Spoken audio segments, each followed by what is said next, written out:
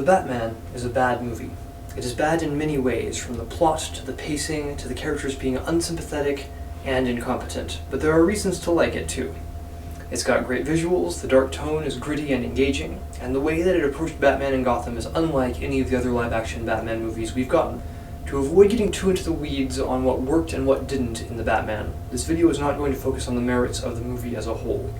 Instead, we're going to look at why this movie is a flawed portrayal of Batman, why the deconstruction and analysis of the character falls flat, and most importantly, why the Lego Batman movie did it better.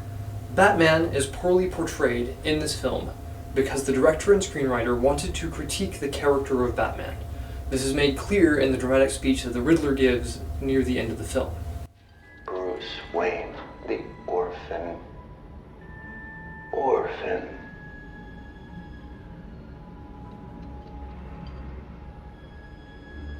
Living in some tower over the park isn't being an orphan. Looking down on everyone with all that money. Don't you tell me.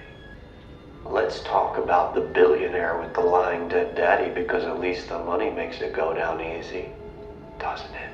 Even if you're attempting to put a different spin on the character for the sake of added depth, to explore the character more, this is not a proper portrayal of Batman. The character flaws that the writers give to Batman in this movie are not problems that Batman has ever had.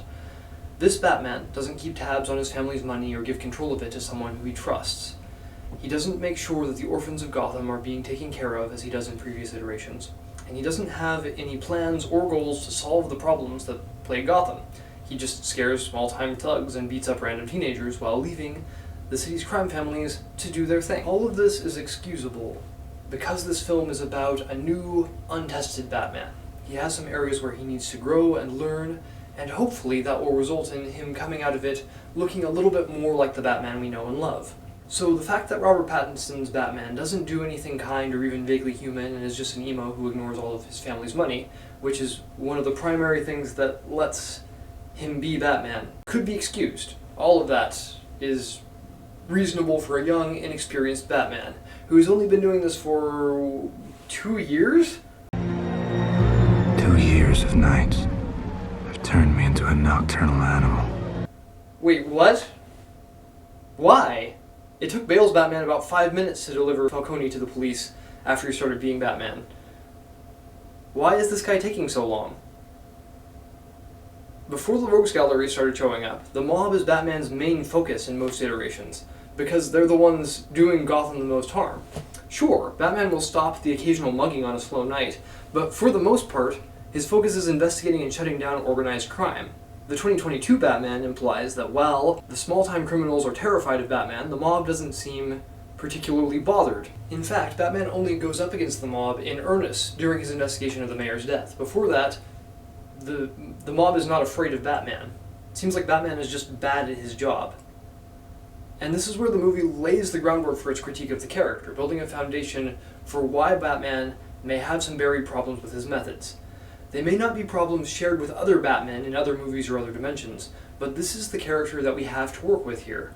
He's flawed, selfish, and fanatical, which is why he's mean to Alfred, even though Alfred is actually doing most of the detective work that Batman's supposed to be doing.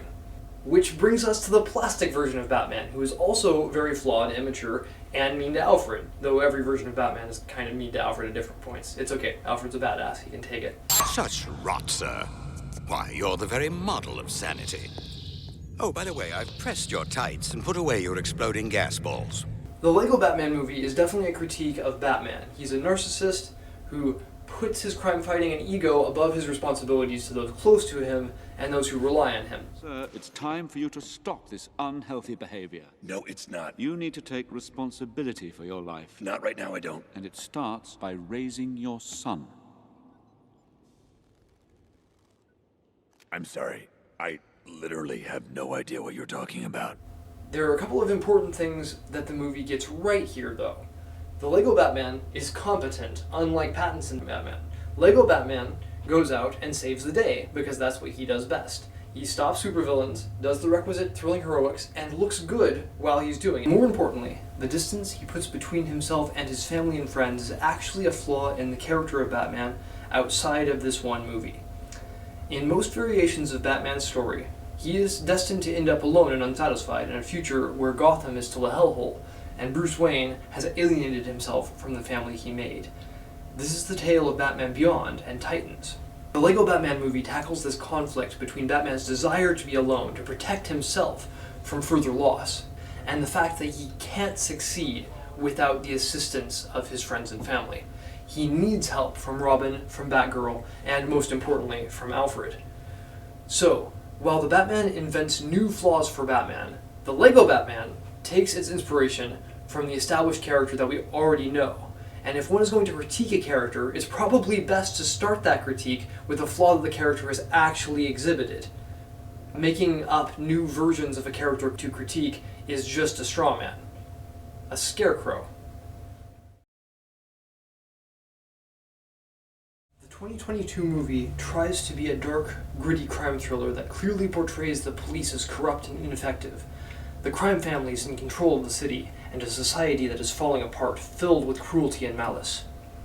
It's so bad a fact that apparently orphans in Gotham are being eaten by rats.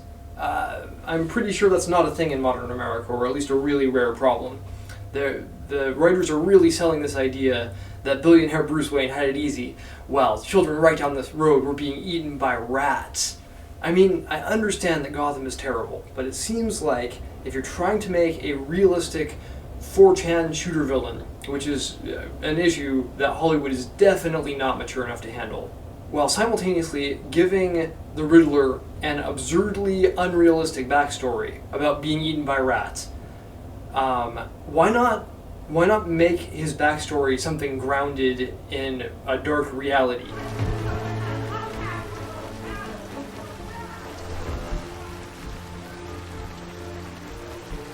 It's you, isn't it? Everybody's been talking about you. The other kids won't believe it. But apparently, being away in an orphanage, being tormented by rats in the night, is what they win with, which is pretty emotionally manipulative. But who knows, maybe the Sewer King or the Ratcatcher will be the next movie's villain, and it will all make sense. It's all part of the plan. I doubt it though, they're not that smart.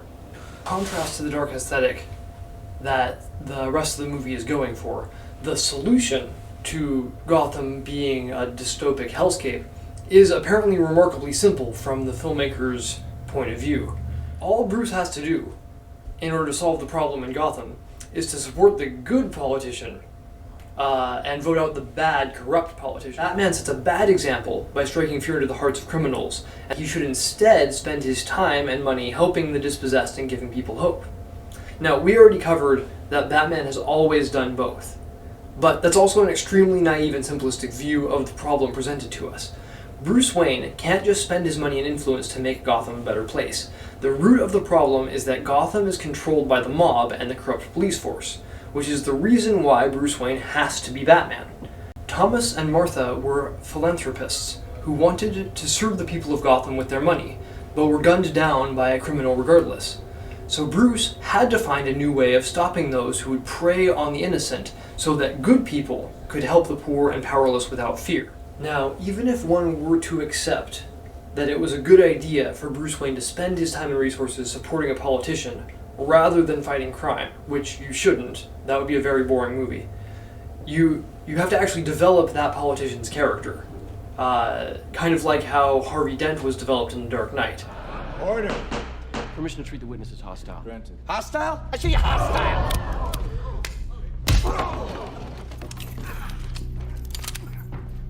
Carbon fiber, 28 caliber, made in China. If you want to kill a public servant, Mr. Maroney, I recommend you buy American. Give a scene like this to the mayoral candidate, it'd be a lot easier to root for, as opposed to the one soundbite that we get from her and like the preparation for a speech. That's all we get of this character in the movie. So she's not the one to save Gotham, even from the perspective of the movie. Like, we don't know anything about her. We don't know if she actually is an honest politician, which isn't a thing.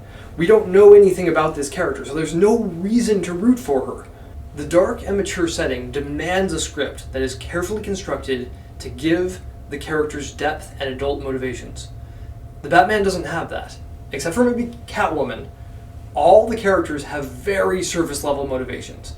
Batman is angry, so he beats people up.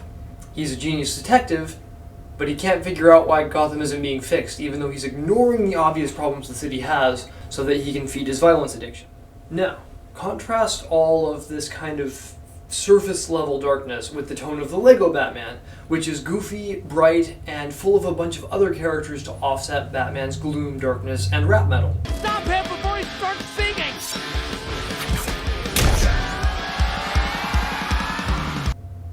What's great about this clashing tone is that besides the inherent comedy of setting up Batman as the straight man to the universe, it shows that other characters don't see a world of darkness like Batman does. It shows that Batman's role within the story is to brood and listen to angry music, but that his family doesn't have to be like that. And that gives him something to strive for, a path out of the darkness, if he wants it. You and he have a lot in common. Oh, God. Hello, family photos. He lost his parents at a very young age. I've always wanted one of those. Doesn't he deserve a chance for someone to take him under their wing? As I took you under mine?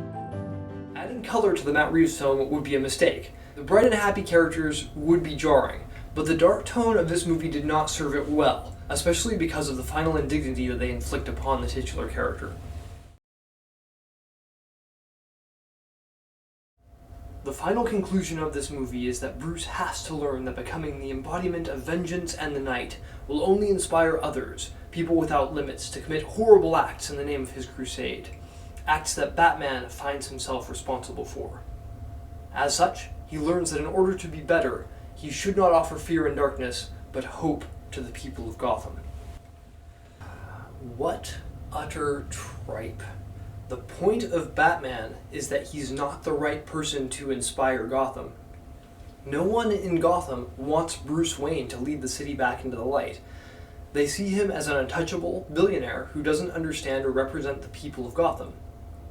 And Batman is clearly unsuited to the role as well. He's a madman dressed like a creature of the night. This is why there are other people in Gotham besides Batman, other heroes who work within the law, like Gordon, Rachel, and Harvey Dent. People who can choose to step up and lead the city knowing there is a dark knight protecting them. And the people of Gotham need that guardian, because otherwise, those who work in the shadows will drag down anyone who tries to stand in the light. But instead of the hero we deserved, this movie gives us a bulletproof, invincible, and bland hero whose only interesting feature is his aesthetic.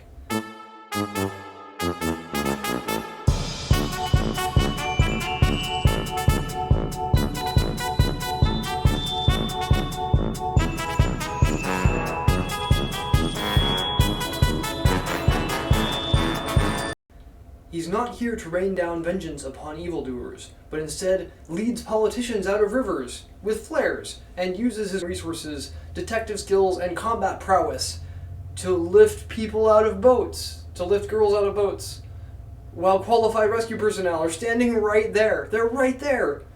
And they're letting the guy in the bat outfit do it, even though it's not his job. Why?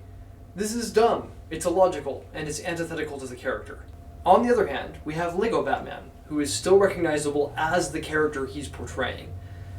They poke fun at the fact that Batman doesn't fit in with the rest of the Justice League because he's a dark and gloomy loner.